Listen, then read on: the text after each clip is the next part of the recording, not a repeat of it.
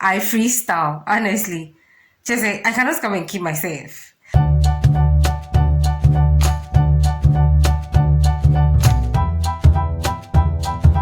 Hi guys, and welcome back to Taste and Bloom. If you're new here, my name is Yasmi.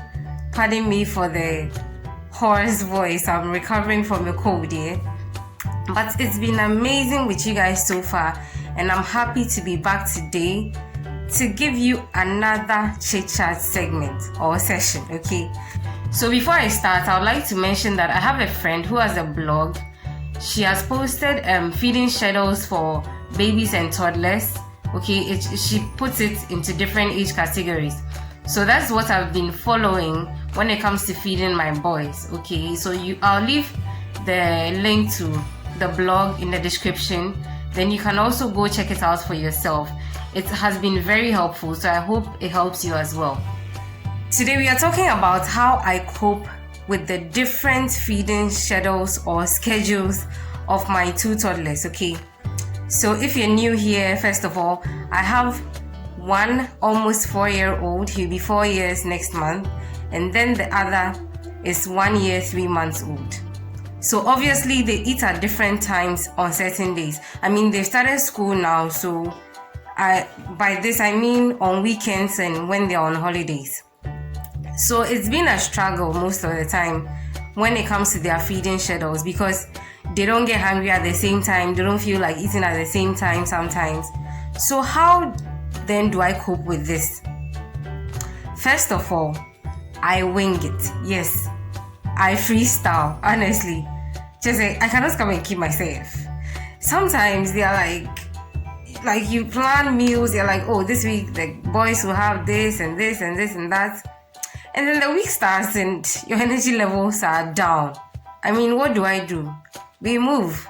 So what I do is to just freestyle. So if I hear mommy, I'm hungry, whatever I grab, I give. Yes, there are certain weeks like that. Don't judge yourself if it happens to you. And in those days that I'm freestyling, most of the time we eat as a family because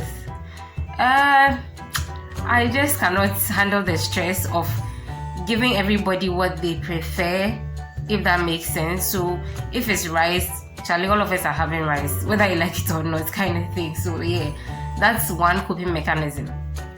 A second point I would like to raise is that I sometimes allow their sleep patterns to dictate their feeding schedules. Okay, so sometimes, like on weekdays, I'm like, oh, maybe they wake up around 7:30ish, so we'll start planning from there: breakfast, snack, lunch, snack again, supper or dinner, whatever it is. But then there are some days that like they sleep, they don't wake up early. Okay, so I have to reschedule so that we know that, oh, okay, we are on time, we are not doing this day and day, we are taking this out and stuff like that. There are even certain times that for the little one especially, his nap times change. Okay, like especially for the first nap of the day, it changes. So then I'll have to adjust his feeding schedule so that it will correspond properly, and then we are not eating too late in the night or something like that. As for senior man, the firstborn, dear, he are still sleeping, like napping in the afternoon away. So whenever he's hungry, I give him something to eat. So yeah, that's how I've managed with them separately. Another thing that has helped me when it comes to their feeding schedules is that I always have the basics in the fridge or at home. Okay, so what I do is, at least if I don't have anything, I have rice, I have ripe plantain, I have sausages, I have eggs, I have one stew, I have one soup. So with these items I've mentioned, they are my, how would I say, apart from being my go-to ingredients or recipes or things to have, they are some of the favorites of my boys.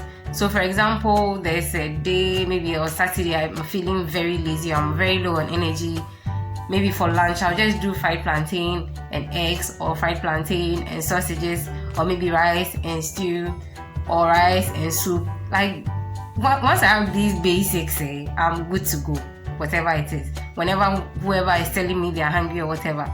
So to conclude this very brief video, first of all, life happens, so do not stress if there are certain weeks or days that you cannot plan ahead for their meal preps or something like that. It's okay. Wing it, freestyle, you'll be fine. The weeks will pass by and you all will be okay. Second of all, kids do not understand schedules. They spoil schedules and kasa. So with whatever that you're doing, bear in mind that it's okay if because of them or because of some of the things you're doing like sleeping, it changes the feeding schedule a bit. That's also so fine. And the third point is that always have the basics at home. All the basic favorites of your toddlers, have them at home, and then you are good to go. Thank you so much for joining me today. It's been brief but amazing. I've enjoyed sharing this with you. If you have also enjoyed me, please give me a thumbs up and share this video. Leave a comment down below and let's keep growing this family. Like I said, we are on the mark of 1,000 subscribers next month though. It is just next month though. So please call your friends, call your family, and let's keep blooming.